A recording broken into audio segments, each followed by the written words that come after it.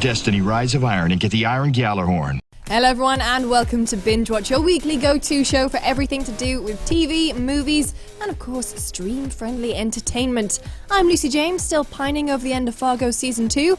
Joining me this week, as always, is Captain of the USS GameSpot, Dave Jewett. Make it so. Oh goodness. And let me tell you a little bit about anime, Timur Hussein. Anime. He does this a lot, seriously, in the office, every day. So guys, we're coming right off the back of San Diego Comic-Con. So we are spoiled for choice for things to talk about, but we've gone through it with a fine-tooth comb to find you the biggest stories. I mean, to be honest, I spent most of the weekend just looking at the incredible cosplay, particularly the Overwatch stuff and the Game of Thrones stuff. Yeah. You can find some galleries and videos on GameSpot.com, but without further ado, let's get to it.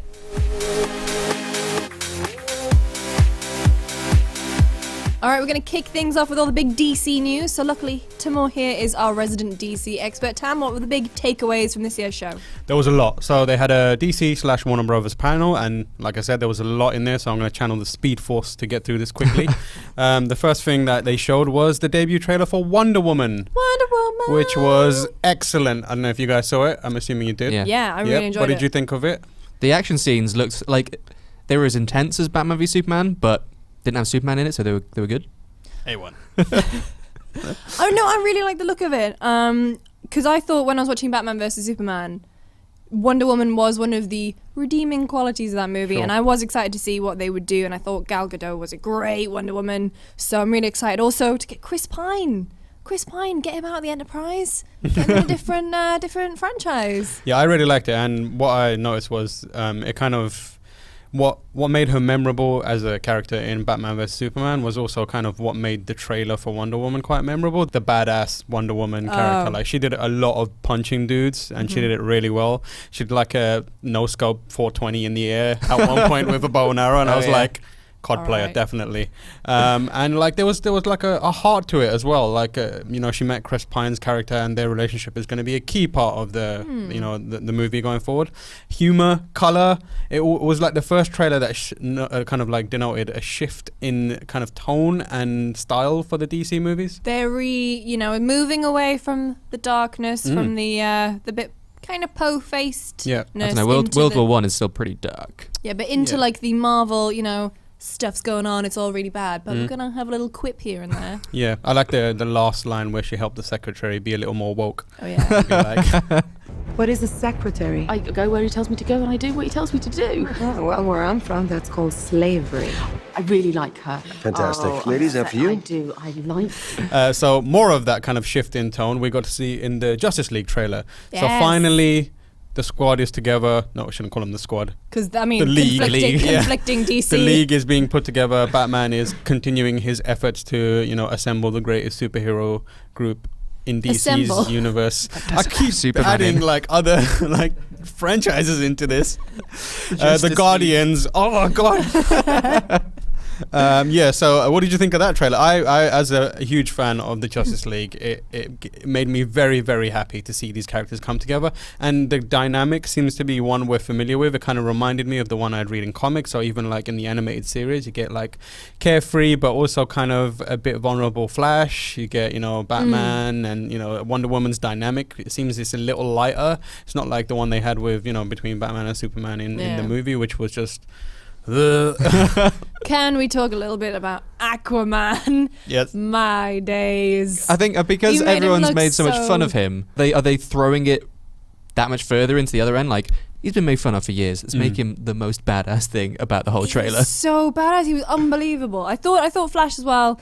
Clearly the comedic chops of the squad, League. Can't say squad because it's Suicide Squad.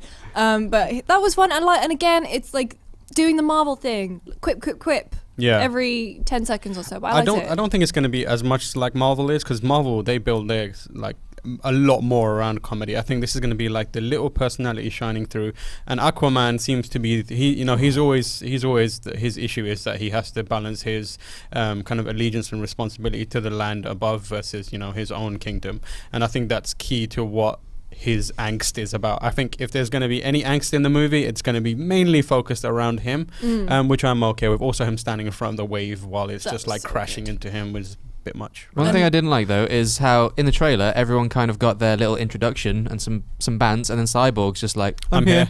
And Cyborg was there too. Yeah, I just hope that doesn't reflect on how his character's going to be in the movie. Like, Yeah, give I mean- Cyborg some shine, man. Yeah, he's key to that the league in terms of getting stuff done. Like, he can open portals, and he's basically the information guy. But he's also very, very important to like as a powerhouse. So I hope they give him equal amounts of attention. The next one we got to see was Suicide Squad, which is out in a couple weeks. I am continuing to like be surprised at how much I'm excited about it. It seems like I think they're trying to position it as the big movie that the kind of really, really pivots on what DC and Warner's movies are going to be like. So we had Batman vs Superman, and people are like, man, this is a bit boring and it's a bit too angsty.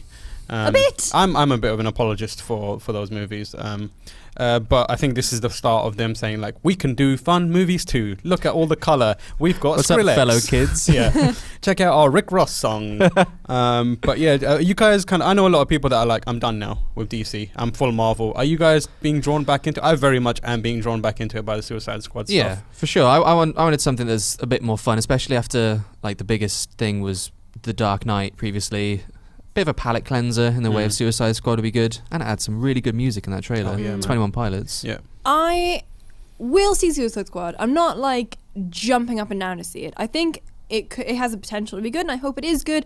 I'm at the point now where I've just been so oversaturated by the marketing. I'm just like, oh, it's another Suicide Squad trailer. Like, it's a character trailer, another trailer. I'm just like, I'm done now. I just want to see it. Okay. I'd rather take the here's a character, like constantly seeing pictures of characters, than them really digging into like, this is the story, because I hate it when trailers do that, especially for superheroes movies, because traditionally they're not overly complex. So like, just keep it brief. Just show me the characters, move on. I'm alright with that. So coming out of Comic-Con, how do we think DC's looking? I think they're looking a lot better than they did before and after Batman vs Superman and all the other Superman movies. I think it shows that someone there is listening and understands what they need to do to change, and someone there is also looking at Marvel and being like, they seem to have this nailed down, maybe we should borrow it. I think someone's reining in Zack Snyder as well and being like, you aren't as good as you think you are, relax. And getting some other people in, and reshoots and giving more money for that stuff it's encouraging. I'm more encouraged now than I have been before. Yeah, I'm on board with that. Like you said, they're taking lessons from Marvel. They've realized that the dark, gritty stuff isn't going to last forever, that people are going to get bored of that.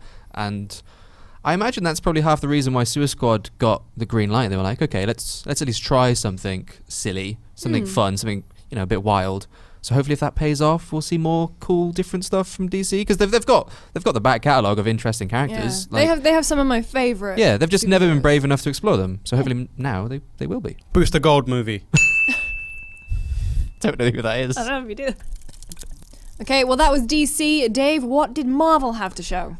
Well, Marvel obviously put up a good fight as well. There was plenty to get excited about from their offerings. First up, one of the coolest showings, from my opinion, was the Doctor Strange trailer. There was definite Inception vibes with the whole Earth bending thing. I thought it was Inception meets sort of Matrixy meets Quantum Break. I mean, I'd watch that movie anyway. Yeah. But it's personally, I'm excited to see Marvel jump into the realms of the magic and fantastical. We've done dark gritty, we've done superhero teams, we've done space and different galaxies. Let's throw some magic about, man. Yeah. I think they kind of need to do that now, right? With all the stuff that's happening on Netflix and with Iron Fist and Defenders and that kind of stuff. They need to start exploring more of the other flavors of the Marvel universe. I think we can only take so much of the Avengers fighting amongst each other and then fighting a really weird, like one-off. One-off. Like, oh, where the hell what is that? Fing Fang Foom? Like, what's going on here?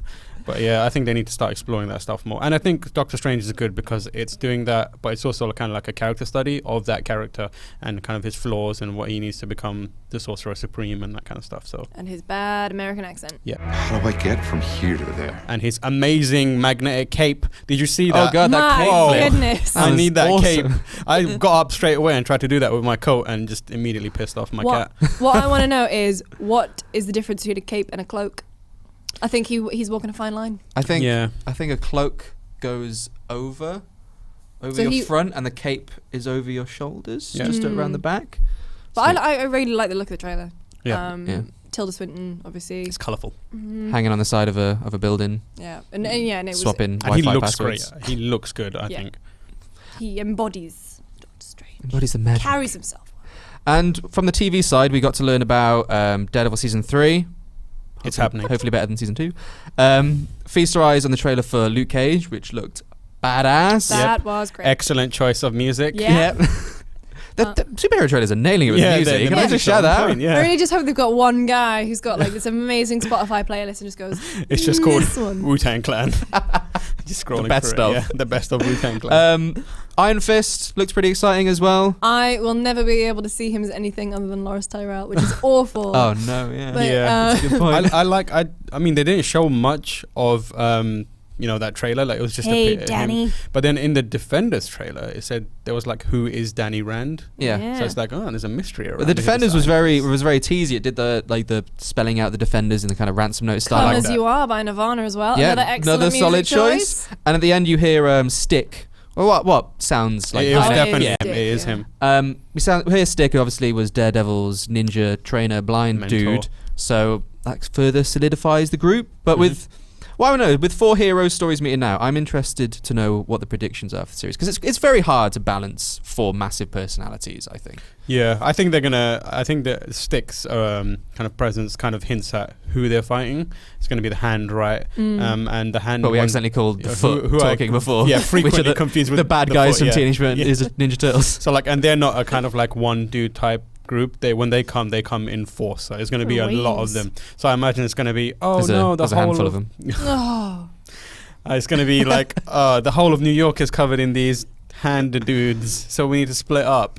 And then they'll just get on the phone with each other Defend us help. and FaceTime and stuff. How's it going, Luke? Yeah, good. Hey, buddy. Pow, pow. Skype logo in the corner. Yeah. What about you, Lucy? Are you excited for the Defenders? I'm excited. I'm also interested to see like more heroes. I feel like Daredevil season 2 I wasn't the biggest fan of. There was some bit like the Punisher was incredible. Yeah. I absolutely loved him, but I felt like Daredevil's story, I want him to meet more characters like Jessica Jones had Luke Cage. Yeah, Really sure. wanna see that. And finally, we had the trailer for Legion. Give it to me now. Oh, wow, Lucy's excited for it. No, I wasn't 'cause sure what to think of the teaser, but No, because I've just come off the bat of watching Fargo, and Noah Hawley, who's the guy who brought Fargo to TV, was originally a movie by the Coen brothers. Like that show is so unbelievably good. He's got some of the same actors from it, and he's got Matthew Crawley from Downton Abbey I had no idea what as that was. as the lead guy. I'm in. Well, it's on FX rather than Netflix. Yeah. So it's not exactly clear how we'll get to see it in the UK, hopefully. Likely Netflix. to be Yeah. honest. Yeah. It follows David Haller and deals with issues of... Holla holla, God damn it. get dollar. Holla holla, get your own TV series. It's not used Wu-Tang Clan. So. Holla holla, get dollar. I don't know. But it deals with ODB things says. like schizophrenia, mental health, and kind of combines his powers with all these dealings as well. I mean, like, you know who he is, right? He's Xavier's son. Oh, really? Yeah. I wasn't aware of that. Wow, that's starting to make sense now. It's definitely got a different vibe from what we've seen in the previous series. Well, he's got more hair than Xavier. different Stop different this. vibe and different hairstyles. But from early impressions from the trailer, I'm into it. I'm anything that's given me a different vibe and a palate cleanser from what we've already seen. Yeah. Finally, something in the X-Men universe we can get excited about. Stop this. It's too soon. All right, well, just quickly then, out of all of Marvel's offerings, what we've talked about and what we haven't, what are you most excited about for the Legion. next 18 months coming from Marvel? Captain Marvel. Oh God, Captain yeah. Marvel. Brie Larson. Yes. Marvel's gonna be rad. She's gonna be. That's all there was. Captain Marvel and Brie Larson, same person. But Yeah. I'm on board with that. Yeah, that's what I'm excited about. All right, I'm on board. Captain Marvel, Legion, And Iron Fist. and, Sorry, I forgot about Iron Fist. and Wu-Tang Clan. And Wu-Tang Clan. I really like anime. I guess finally from San Diego Comic-Con, we got a look at the new Star Trek. Sort of. The ship. We got to look at the ship, but I mean, it's already causing a lot of drams Yeah. because it does obviously look very, very different, and it is not an Enterprise. It's not the Enterprise at all. It's called the USS Discovery NCC 1031, Catchy. which also and we also find out the name of the TV show is going to be Star Trek Discovery Abbreviated to STD. I feel like, well, the thing is, in America, they call it VD, Oh, right? yeah. And then I think they've gone from VD straight to STI, whereas in the UK, it's always been STD. sexually transmitted diseases, STD. Sexually transmitted I discovery. just want to be the first person to say this new Star Trek is worse than STD. First. Stop it. No, give it a chance. But I'm sure it's going to be excellent. They had a big panel, and it was quite disappointing actually, because if we were hoping to find out stuff about the new Star Trek, we didn't get any cast or anything. Yeah. No. But we did find out that it's going to be set in the Prime universe, so not the J.J. Abrams alt timeline universe, which is quite cool. Phew. And the ship itself was designed. Right, this is quite cool. I've done some digging. Everyone's recognizing it. Like Ralph McQuarrie designed a prototype ship that looked very much like this back in the 70s for a Star Trek movie that ended up getting canned. Ralph McQuarrie then went on to basically create the look of Star Wars, Oh. which is really cool. And this is what the Discovery actually looks like. It looks like his old concept art for what he did for Star Trek back in the 70s, which is quite cool. So people are trying to figure out where Discovery is going to be set. We're going to find out more in January. But did you guys watch the teaser? What did you think? I saw a bit of it. I'm always kind of... I'm in and out with Star Trek. It's sometimes I watch it and I'm like, yeah, this is great, but a lot of the times I'm just like, it's the pacing of it that kind of like I'm not always on board with. I have to be in a specific mood to really enjoy Star Trek. Whereas something like Star Wars, I can get on board with straight away because view, and that's kind of me. But it's the like, Federation, and they just want unity. And having said that, I'm in the mood for something a little more Mass Effect flavored to watch. Yeah. That's my kind of lens that I'm seeing this through. So like, I'm excited about it, and I'm always willing to give it an opportunity. I do like Star Trek. Well, the guy who's actually writing it and is, I think the co-creator is Brian Fuller, who, Dave, you're watching Voyager at the minute. This guy's written a bunch of Voyager, a bunch of Deep Space Nine. Do you think he can put his mark on a new Trek? It's kind of concerning, to be honest, because as much as I love Voyager, I'm like going through all of Voyager again. I'm kind of in the mood for like a grittier Star Trek. I know I said before I like need a palate cleanser, but since then, he did Pushing Daisies, admittedly, not the gritty thing you're looking for. A little bit. Kind of, it's kind of dark. But he's also done Hannibal. it's pretty And great. he's That's pretty great. and the American Gods, and the first Yeah. trailer for that looks gritty. I mean, Gritty if AF. it's a Star Trek where I'm going to see, like, it looks like an early design the ship, so I'm anticipating that they're still at war with the Klingons. If I see some badass like Federation troopers getting gritty in the trenches with some Klingons, with their batleths and stuff, That sounds that'd be vaguely sexual. baller. Anything in Star Trek can be sexual. Yeah. You just add an extra like vowel to the end of a word. But yes, gritty Into Star it. Trek, I'd be into it. Bridgie. I'm trying to do it. Want to get Bridgie with it? Oh. Na. And I mean, other than Comic-Con news, the one thing everyone's been talking about is Stranger Things on Netflix, brand new original series that I am currently super, super obsessed with. Guys, have you seen it? I have seen it. I've watched a couple of episodes, and I really like it How much are you in love with Barb? a lot. I like the kid with no teeth, though. Yeah, he's I awesome. don't know that I haven't seen enough to learn all their names yet, but the kid with no teeth is my MVP of everything. I haven't seen it yet, but apparently I've got a kid with no teeth to look forward to. And there's the little girl that like there's an argument happening at one point, and she's just like, She is great. I mean, there are obviously, I think the best thing about it for me is Winona Ryder's star turn as Joyce Byers. But if you have been watching Stranger Things, then keep an eye out at youtube.com/GameSpot, because I'm currently working on a piece where it's basically all the movies, books, podcasts and things you will like if you like Stranger Things, because that show is just steeped in references and things from the late 70s, through the 80s. And it's so awesome. yes. Spoiler, there's a ton of Stephen King in there. It's He likes basically- it. He loves it. Mm. And I love it too. And I love Stephen King. Wait, I what? think it's all okay. Listen, this is your homework for next week. I'm gonna make you watch it. But that's all we got time for this week on Bingewatch. Thank you very much for watching. You can find us on Twitter at Lucy James Games. I'm at Irregular Dave. And I'm at Tamor H. If you like the video, make sure to like and subscribe for more, and we will see you next time.